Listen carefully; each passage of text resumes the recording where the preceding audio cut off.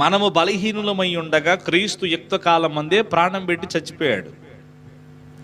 ఎందుకు చాలా మంది బలహీనలు అవుతున్నారు, నిద్రిస్తున్నారు, మరణాన్ని కొని తెచ్చుకుంటున్నారంటే ఇందువలననే మీరు అనేకులు బలహీనులు, రోగులు నిద్రిస్తున్నారు. ఎందువల్ల అంటే ఎవరు పరీక్షించుకునే వాళ్ళు లేరు. ఆంతున ప్రభు శరీరం, చదువు నాన్న 29వ వచనం చదువు. ప్రభు శరీరం అని, అది అయ్యో ఇది పరిశుద్ధ ప్రభు శరీరమే, ఇది పరిశుద్ధమైన నిర్దోషమైన నిష్కలంకమైన యవన కాలపు యేసు రక్తమే అని వివేచించట్లేదట.